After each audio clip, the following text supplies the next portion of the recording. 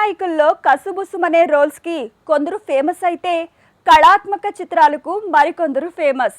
కానీ అన్ని రకాల రోల్స్ వేసి మెప్పించగల rough and tough heroine Vijayashanti. అలా రెబల్ క్యారెక్టర్స్ వేసి షాక్ ఇస్తూనే రొమాంటిక్ రోల్స్ తో మై మర్పించి తనేంటో ప్రూవ్ చేసుకుంది. వెరైటీ రోల్స్ కి వెంటనే ఓకే చెప్పే విజయశాంతిని గ్లామర్ గా నిరూపించిన సినిమా జడగంటలు. అందులో యూత్ మతిపోగొట్టే లుక్ లో షాక్ ఇచ్చింది.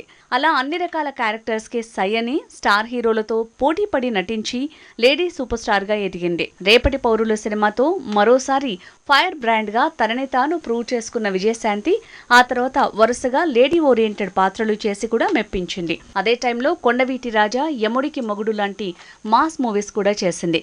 ఒకేసారి కమర్షియల్ రోల్స్, కళాత్మక క్యారెక్టర్స్ చేసి మెప్పించగల సత్తా ఉందని నిరూపించుకున్న నటి విజయశాంతి. పడమటి సంధ్యారాగం, రేపటి పౌరులు లాంటి డిఫరెంట్ మూవీస్ చేస్తూనే మాస్ సినిమాలతో కూడా సక్సెస్ సొంతం చేసుకుంది విజయశాంతి. ఇక తన కెరీర్నే మలుపు తిప్పి ఓ రేంజ్లో ఆమెను నిలబెట్టిన సినిమా మాత్రం కర్తవ్యం.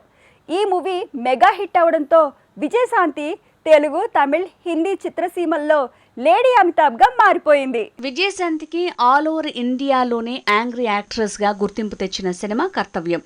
పోలీస్ ఆఫీసర్గా ఆమె నటన, దానికి తోడు హీరోను మించిపోయేంత రఫ్ అండ్ టఫ్ ఫైట్స్ అన్నీ కలిపి ఆమెని సినీ కిరణ్ బేడీగా నిలబెట్టాయి.